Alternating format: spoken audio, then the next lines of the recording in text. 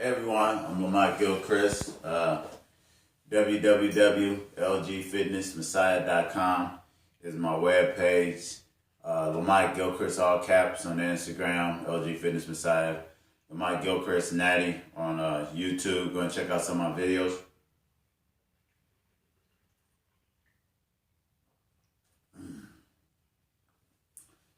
I like my little mixture that I have in the morning to get me started. So I get questions and people send me emails or inbox me and they ask me about my workouts or how do I work out or how long should a person work out, what should a workout split be, or what are your rule of thumbs about working out. This is a very, very, very complex question.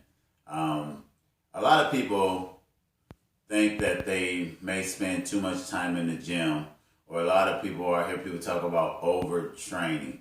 It is really hard to overtrain in the aspect. Now, I've overtrained all my guys that played college football with me, and it was at Mount Michael when Coach Burns first got there, and half the team quit. We overtrained. We bust our butt. We had 3 days. It was hell on earth. We ran. I broke my foot. We ran. We started practice over. It was a mental toughness testing our intestinal fortitude, trying to shake the tree and see who will be the last man standing. So we pushed our bodies to most of our physical limits. And even in that aspect, most of us were able to go through it, even though we overtrained and we had mental intestinal fortitude and toughness. So then I see things on videos like squatting every day, lifting every day, calisthenics every day, pull-ups, all these particular things that goes on, or different exercises that people do every day. My whole thought process and whole take on training regimen or training intensity kind of depends on how well you rest your body parts, how well you rest, how fast that you recover, how fast can you get back to maximum of whatever it is that you're trying to do. And so in saying that, it leads me into my other part of training. What is it that you're trying to do? You know, it depends on what it is that you're trying to do. People say, well, I'm trying to gain muscle and lose body fat. Well, there's a formula for gaining muscle and losing body fat, and it doesn't really necessarily have anything to do with overtraining or really training a lot in the weight room. Gaining muscle, you can gain muscle in a few different ways. Calories in, spiking insulin levels, taking drugs. So there's so many different things that you could do. And losing body fat doesn't necessarily have to do with the weight room. You could diet, you could do cardiovascular, you could have surgery. So many different things that you could do. So when you come up with that formula, you still have to have a strategic blueprint of how you're going to get there. Like big muscles groups that you're going to work, compound movements, training styles, regimens, time under tension, time under fire, what percentage of weight you're going to work in. Are you going to work aerobic? And this is another big old myth that people always say, and I always wonder where they get these myths from. I always have people say, well, lightweight and a whole bunch of reps get you cut up. Where the hell did you hear that? That is crazy. That's a myth. That is a myth. Lightweights with 1,000,000 reps become heavy ass weights. Once you get to 1,000,000, until you try to take whatever it is that's light and push it out to 1,000,000, it becomes a heavy ass weight. Just like if you try to run 100 miles. Even a marathon runner body's going to be taxed if they run 100 miles, but under the same principles, depending on your pace and the pace that you move in these weights and everything else, you could be working fast twitch muscle fibers. You could be working slow twitch muscle fibers. You could be working the aerobic capacity of a muscle fiber. You could be working, stretching the filaments in the muscle fiber, the muscle matrix. I mean, there's so many different things that when people just make these general statements and these general rules, it is absurd. if that was the case, then marathon runners would be ripped to shit. And marathon runners aren't ripped to shit for the most part. They are, they body use energy in all efficiency, from proteins, carbohydrates to fats, pretty readily, almost kind of burn the same thing. And they work on their aerobic capacity. So you can do light weights, a lot of reps, and then reps. People think 9 is a rep, or 10 is the ultimate goal. 2 or this. Rep count depends on a lot of different things. If you go 10 reps at a pause or a slow pace that takes you 5 minutes to get the work done, you are going to be effed up as if you do 10 reps and you blast it out with the same weight. So the speed that you move with, the distance that you move these things, the intensity that you're taking into these things, the ideology that you're taking into these different exercises will affect your growth, will affect what your body, or how your body responds, or how your body adapts to that environment. So all these silly notions about rep counts and all these other things. Now this is just a rule of thumb, because it's just like being a trainer. I'm a trainer, so people come to me and they say, well, what do you charge? And so I say, well, I'll charge this a half an hour, I charge this per hour. But really, that's wrong, because all we're doing is setting up a structure so that you can see how your time is being spent, and what you're paying for as far as your time, and then as far as our credentials. But in true reality, my clients, I try to make them efficient. So if we take a long time, we may take an hour and 15 minutes in the gym, but it may take us that long because we lifted heavy weight and we have to recover. We have to put the bars away. We have to break down the weight. We have to move to the next exercise. And a lot of that time is just spent standing around recovering, trying to get our body charged back up, trying to get the muscle fibers that we're trying to go into charged back up so that we can get after it. If you are in the gym and you socialize half the time that you're in the gym and you're talking and you're walking around and you're doing all these particular things, then it really don't make a difference how much time you spend in the gym, because you're not using it as your tool to get where it is that you're trying to go on. You're using it as your socializing. You're using it as whatever it is you're doing to meet your friends and talk to, or look at women, or look at guys, or to display yourself, or to take selfies. You're using it as your part of your lifestyle to show, to represent what it is that you're trying to show and represent. And there's a good quote from the good book. I haven't had a good book quote in a while, from the Bible, and I like this quote because it tells the tale about a lot of things. They asked Yeshua about praying and some other things, and he said, you see the Pharisees, they walk around, they look all sad in their face, and they got their hands up, and they look like they fast, and they ask them about fasting and praying and stuff and all this other stuff. And he said they get exactly what it is that they're looking for. They're looking for everyone else to notice that they're fasting. They're not reaching out to the Most High. They're looking for being gratified or being observed by their peers or people around them. And that's the same thing in the gym and stuff like that. It depends on what you're looking for. If you're looking to be gratified by the people around you, seeing that you're going, seeing your little selfie pictures and all this other stuff, if that's what you want, then you truly get your reward. So stop trying to say you're trying to get in shape, or you're trying to change your body or anything else like that. Yeah, you'll do that, and yeah, you'll make some changes, but you're really truly getting what it is that you're looking for. I mean, that's the reason why you're going into the gym. And he went on to say, those, who want to contact the Most High in secret, pray in secret, they don't walk around looking like they're fasting. They go on with their everyday day, and they do what they have to do, because what they're searching for is much higher than just other people's perception of what other people are doing. So take that into mind. My next thing is articles in magazines about workout routines and splits and stuff like that. That is most of the times a bunch of BS. You could do it, but once again, it all comes back to your recovery time, what it is that you're trying to gain, what it is that you're trying to do. And when this guy in a magazine that is 300 and something pounds or 280 something pounds at 8%, 7% body fat, that's not natural. So his recovery is way different. When you take growth hormones and steroids, your recovery is different. That's why their stomachs get this still, because everything grows. That's what growth hormones is. That's what That's what steroids is. It doesn't necessarily make them stronger. It lets them get back and recover a lot faster.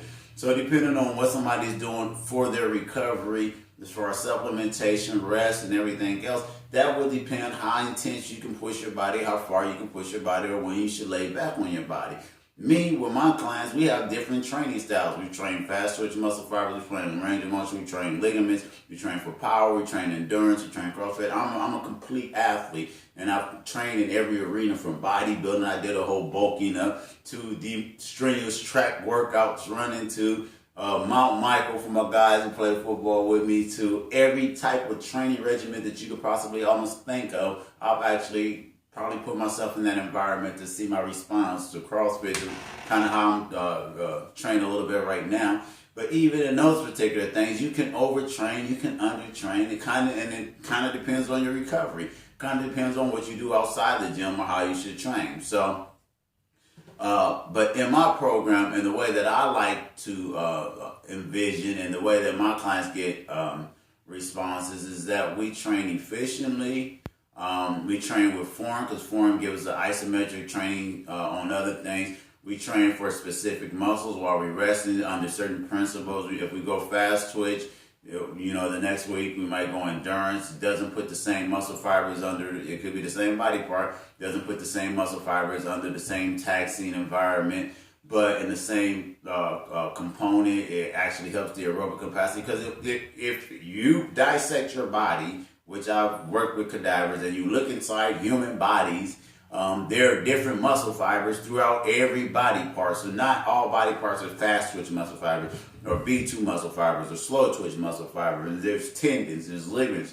There's so many things inside this body that you can train and that you can work on while you're working on your body parts, that it becomes endless. Once you understand the principles of how to recover, get a direct direction of where it is that you're trying to go with your training regimen. I do have a rule of thumb. I'll put something up there because it's just in general. I'll put, if you're going over 80-some percentile and you're going 8 to 6 to 4, I call that basically my athletic sports strength conditioning training in repetition. Now we're talking about a percentage of weight in a movement for a duration of time or a number of reps, to where when you get 6, 7, 8, you may not get it all your sets.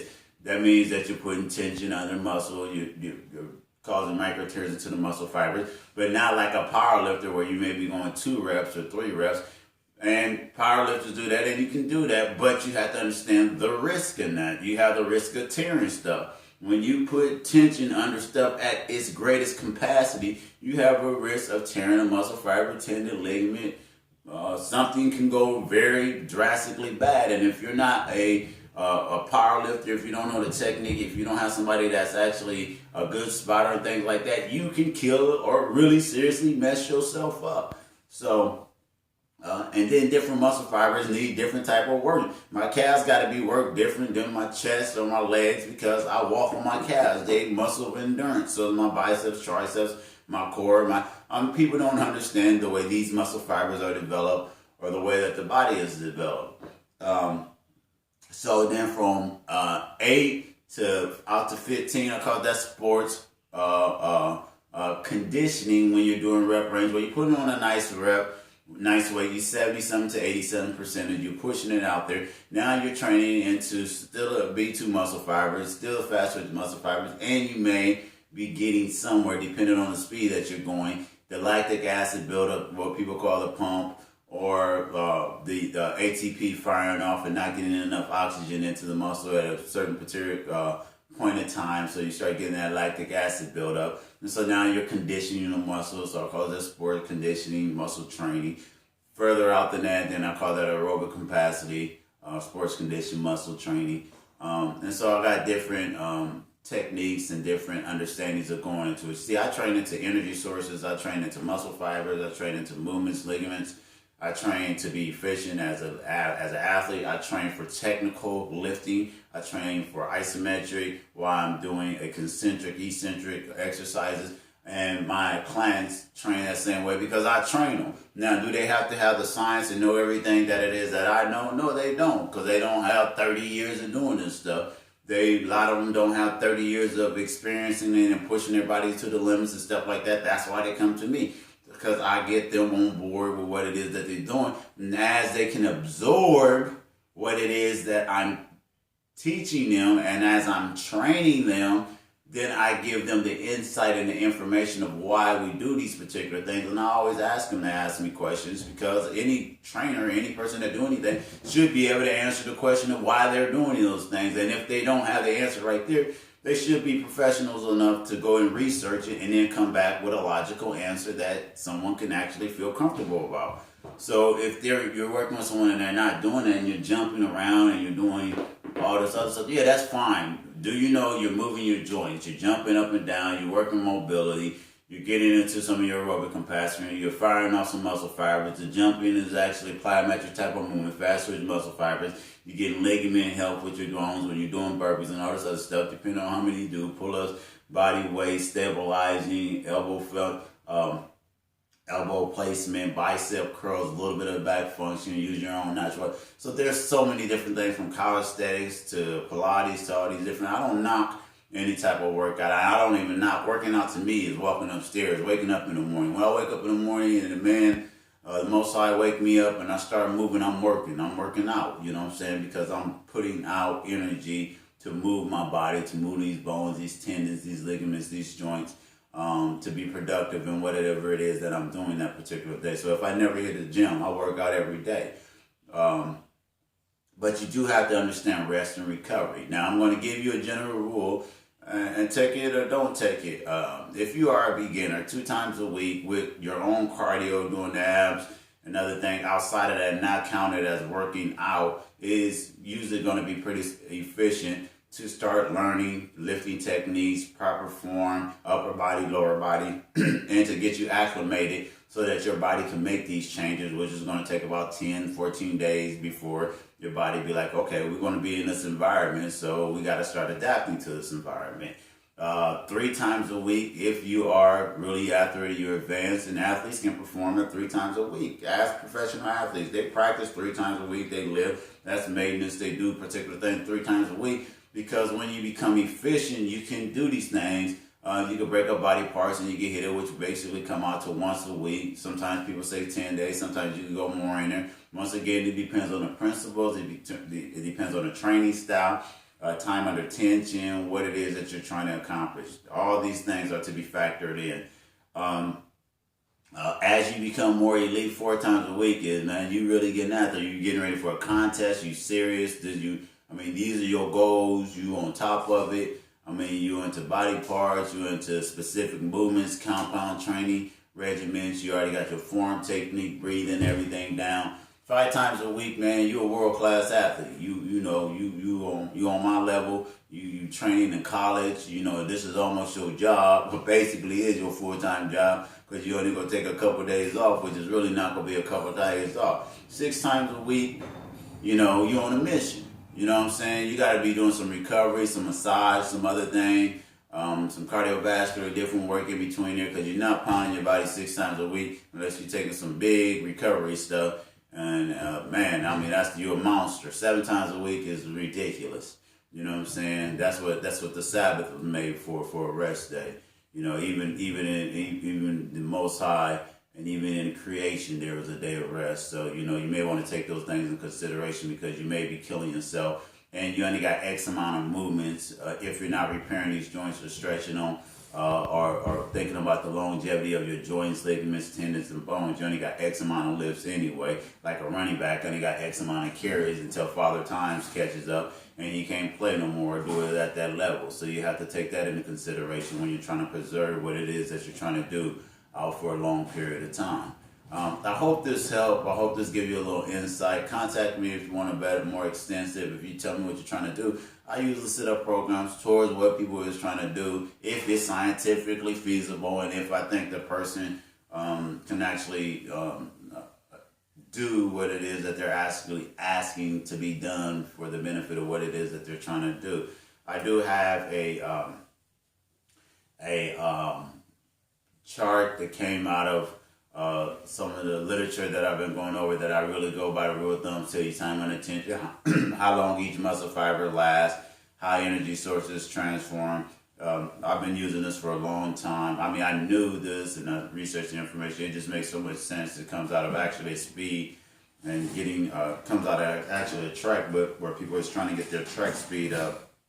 But once again, I use other principles. If I see someone working track, or if I see someone working in swimming or rowing or in wrestling or any other sport that I see that is something that I could use and I can pull from to make myself more complete or make my clients more complete, then I explore those different principles, from yoga to, anything that can make you more complete. I am open to all the sciences. I am open to all the ideologies, philosophies, as long as they make practical and scientific sense under conditions that I will place myself under and my clients, mean that most things are equal. That is not someone that's taking a ton of growth hormone, steroids, and other things trying to tell me how to do these things. I mean, it doesn't make sense. Why am I going to listen to you? Because I'm not doing what you're doing in that capacity. Now, if I'm doing something to someone similar, yeah, then I will listen to you, because then I will know other things that it is that I need to do. When's my off cycle? When's my on cycle? All those. I don't do that, so I don't think they're working out or their supplementation or what it is that they're actually doing is actually important to me, other than I respect the fact that even if you do that, you still got to put in the work, and there's still some heavy ass weight, so I can respect the drive, or that somebody work, or you just don't take these and you become a world record lifter, or you don't just take these and you got good genetics and you have the best body in the world. It just don't happen. If you was born with bad genetics, you can take as much as you want. You still ain't gonna be somebody with great genetics on the stage. I mean, that's just the reality of it. I don't want to keep on going on, but this is my breakdown on how, when, what types of workouts, and how you should approach working out. My name is Lamont Gilchrist. Thanks.